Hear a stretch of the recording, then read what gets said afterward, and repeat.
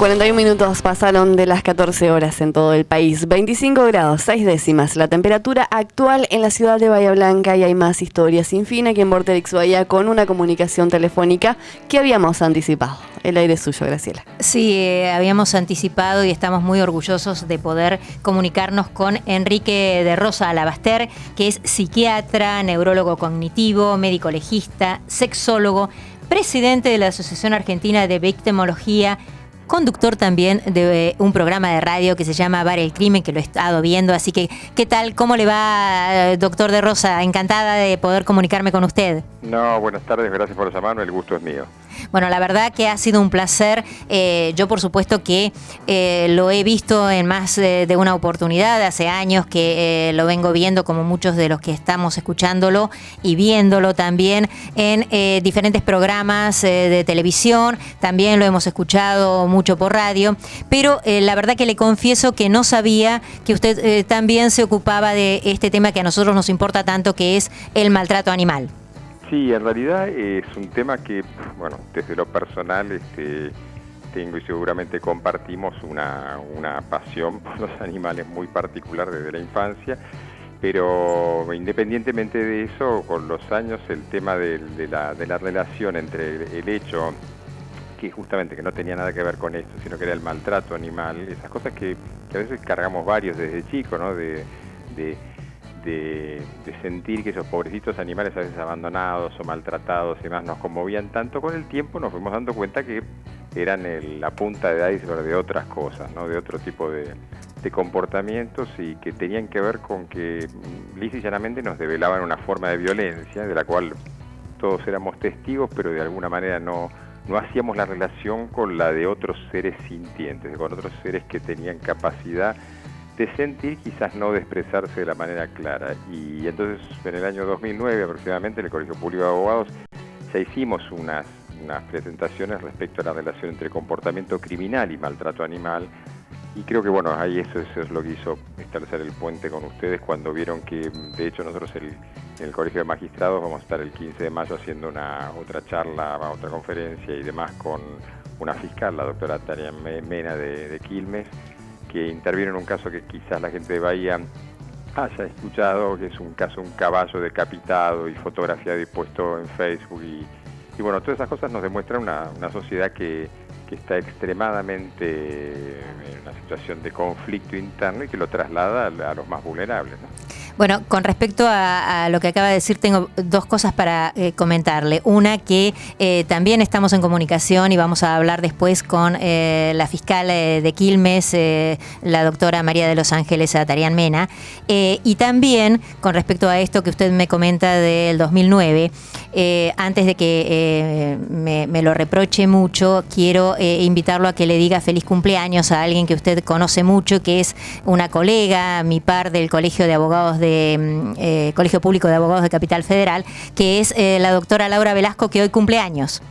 Sí, no, de hecho lo sé, de hecho anoche estábamos hablando si el champagne entra entre las bebidas aceptadas por los veganos, así que sí, Laura cumpleaños hoy, no vamos a decir cuánto, pero tampoco son muchos. No, es muy joven la doctora. Laura, si lo estás escuchando. Sí, nos está escuchando, es más, me hizo prometerle que le íbamos a decir feliz cumpleaños, y por supuesto que... esta noche me pidió que teníamos que decirle feliz cumpleaños.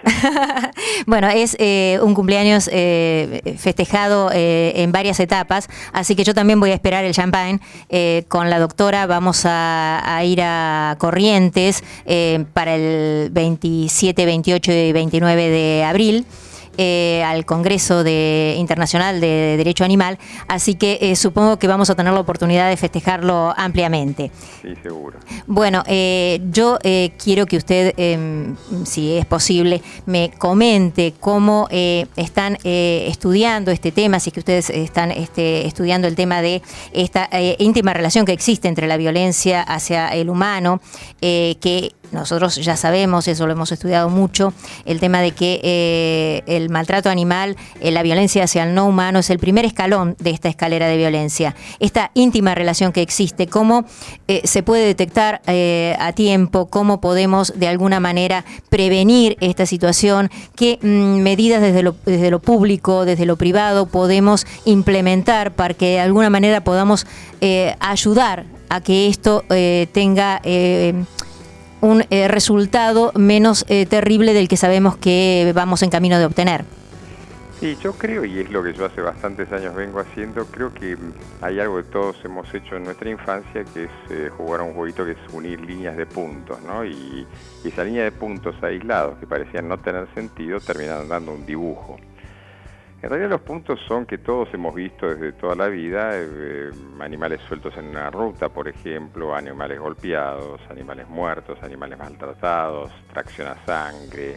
Y después nos vamos enterando de cosas mucho más crueles. Y si uno entra ya en nuestro dominio, que es en el campo más de la criminología y demás, empieza a ver cómo eso se impacta en comportamientos. Es decir, hace unos años, en un programa que hicimos especial sobre delincuentes argentinos, yo insistía sobre el ascenso y caída del famoso Cayetano Santos Godino, el petiso orejudo, sí, que empieza realmente con fenómenos de crueldad animal, ¿no? Y muere en función de él mismo asesinar a un gato de la prisión y demás. Es decir, a ver, todos los puntos los teníamos, todos lo vemos, y en general es lo que pasa en todos los aspectos. Como no, en general no hacemos, vivimos mucho en lo inmediato, a veces no tomamos la distancia y no tomamos esto que podría decir, yo hace varios años he salido de mi campo estrictamente profesional, en el caso de quedarme en eso para ampliar cada vez más la visión. Y hoy lo hablamos con el vicepresidente de la Federación de Magistrados, el doctor Claudio Fede, que decíamos, bueno, hay que empezar a salir de la cúpula y empezar a pensar en términos más amplios, porque estas son cosas que se vienen viendo hace muchísimo tiempo, inclusive gente que no tiene, o especialmente gente que no tiene eventualmente la aplicación profesional del tema, pero los proteccionistas y demás que saben, y esto lo ven, aunque desconozcan sobre psicología, criminología o derecho, lo entienden intuitivamente.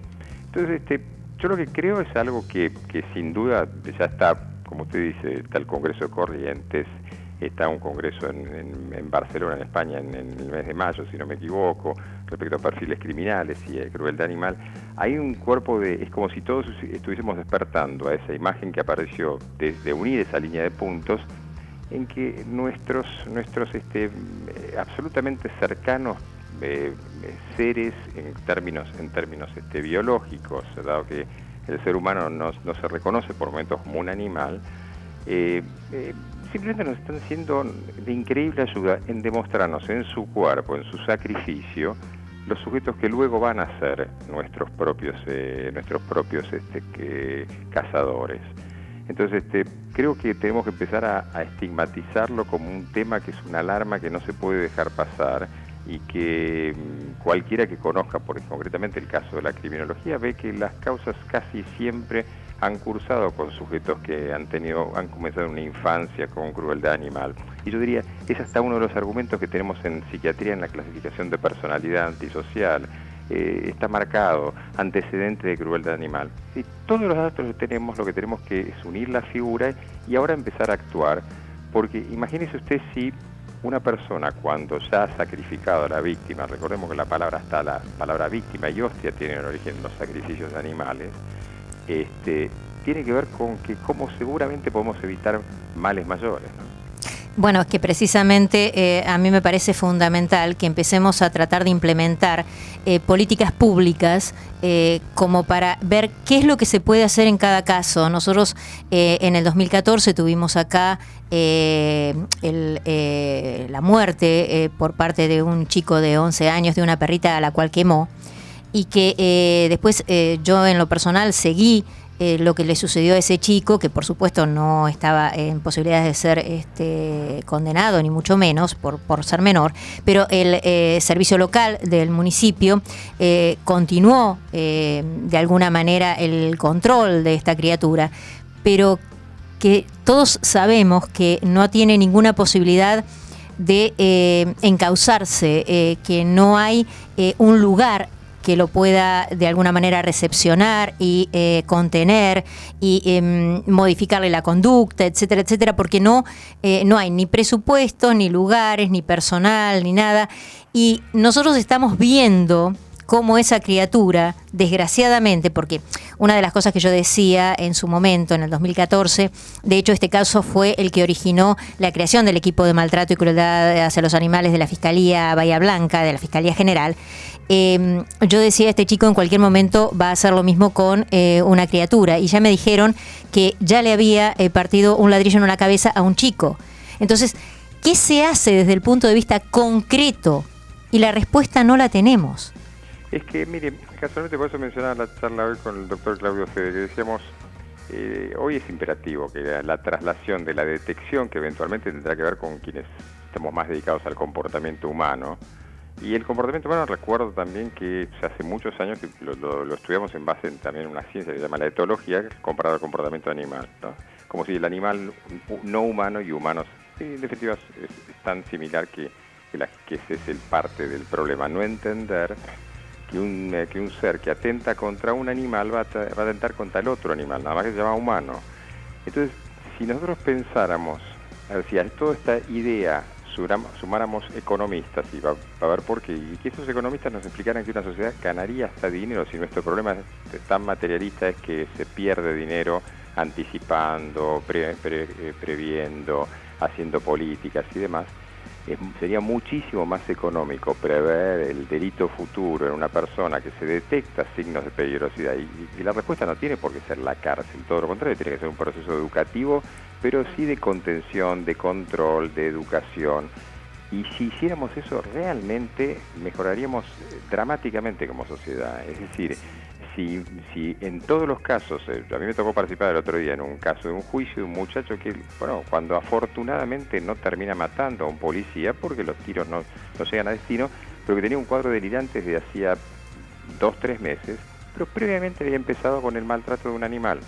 Entonces, esto es extremadamente claro, que si nuestra sociedad entendiera que prever es mucho más económico en todos los sentidos del término, humano, pero inclusive económico en dinero, que actuar lo posterior al hecho, tendríamos que cambiar. Y ese es parte del paradigma que hay que cambiar, y que hoy la justicia, la sociedad y demás tiene que estar poniendo toda la energía en prever, detectar tempranamente, y no pensar después, porque por más que le pongamos una pena de X años o X años más N, el hecho ya está consumado.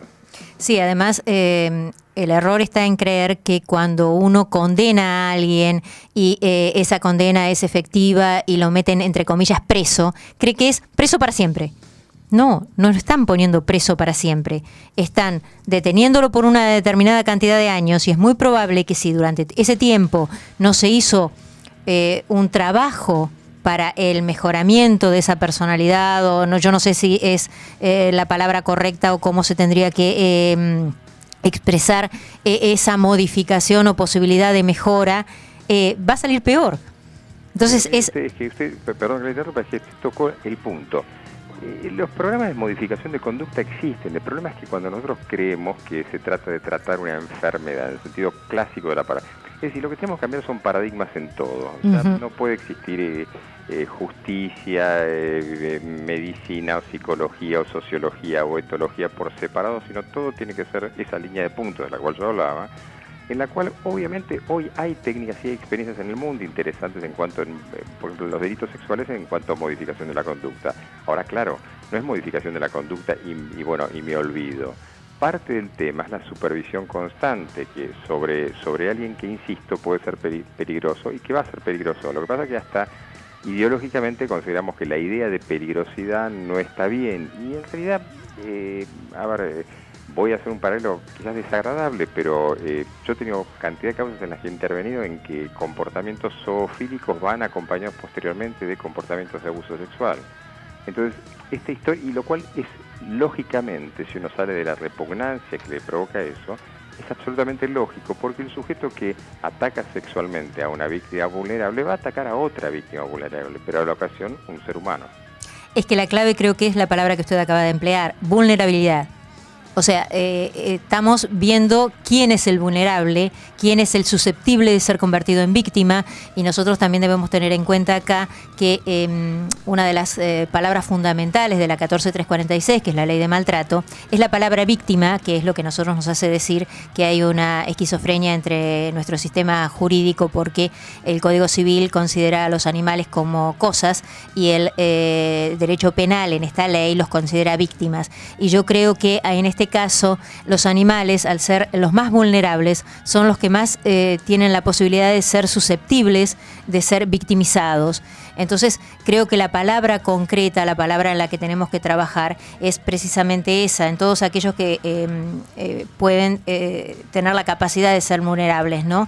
Yo estaba recordando a Robert Ressler, que era criminólogo y ex agente del FBI, que hizo un trabajo tan exhaustivo y ha escrito tanto con respecto a todo lo que tenga que ver con los asesinos seriales y el trabajo de la investigación de los delincuentes, que decía que precisamente un asesino serial es aquel niño al cual no le enseñaron que matar a un animal estaba mal.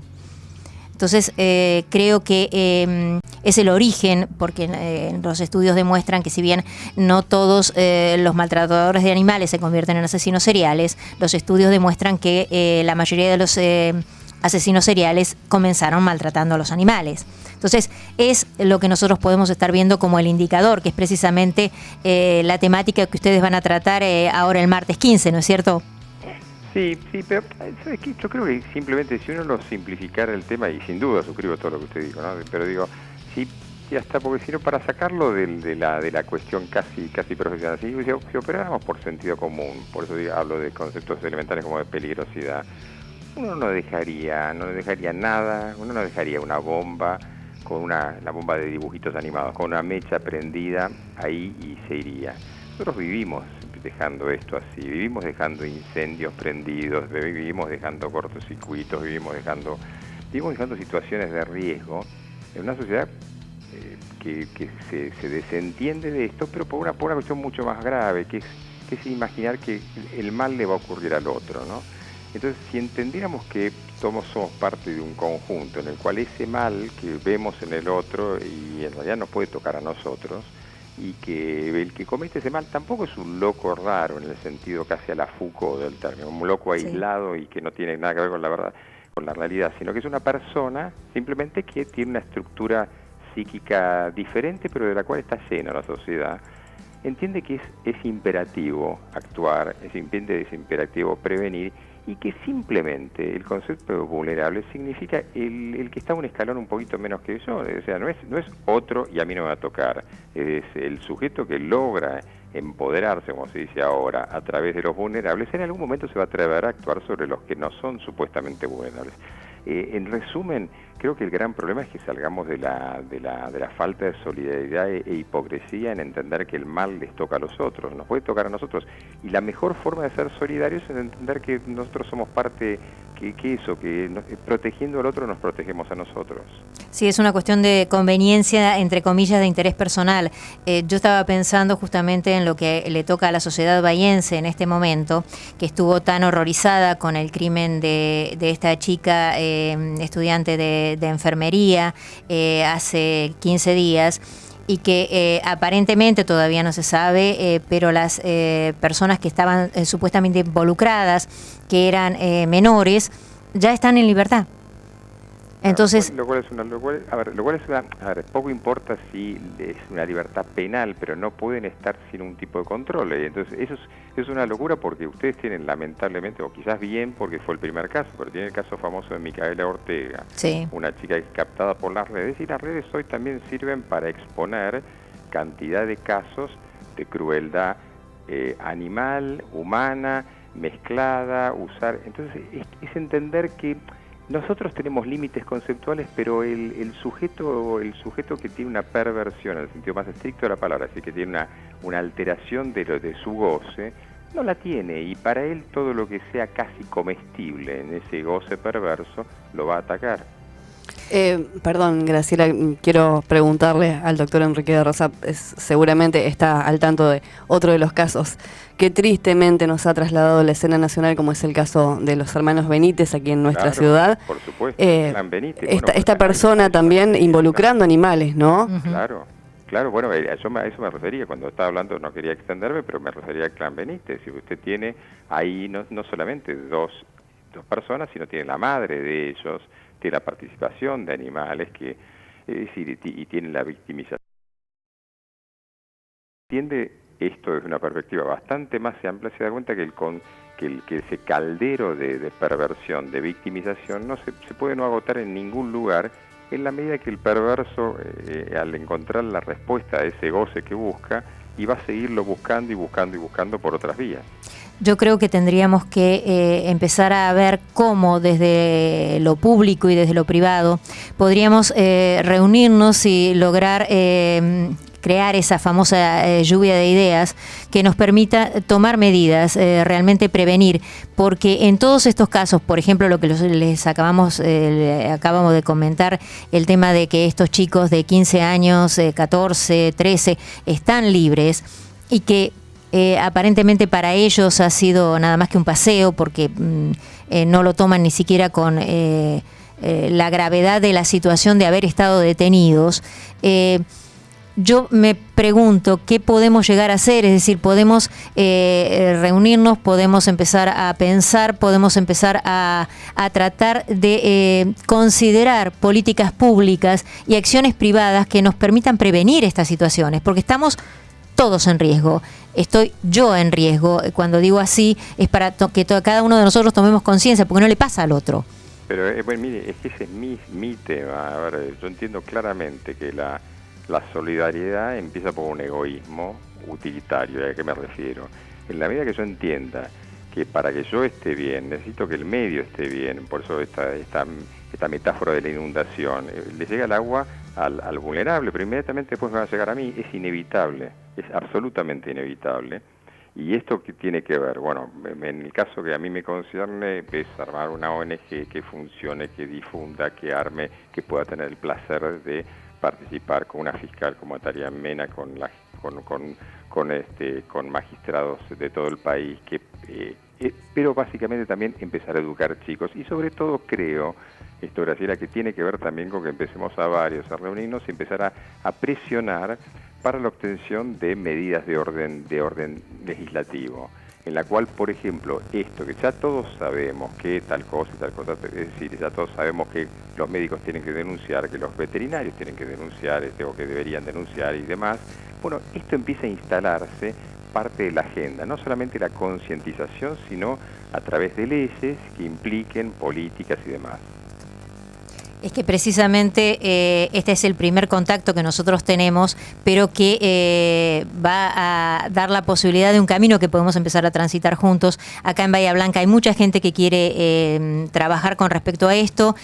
Nosotros ya le hacemos pública la invitación, todavía no fijamos fecha, pero ya el Colegio de Abogados quiere hacer una jornada interdisciplinaria sobre violencia, sabiendo que esta íntima relación que existe entre maltrato animal y violencia general, que como siempre decimos, la violencia es una sola, independientemente de quién sea la víctima, nos va a permitir poner en agenda del municipio en primer lugar, de la provincia, y a nivel nacional podemos empezar a presionar. Yo creo que somos muchos los que queremos que haya un cambio verdadero, porque hoy le tocó al de al lado, pero mañana me toca a mí.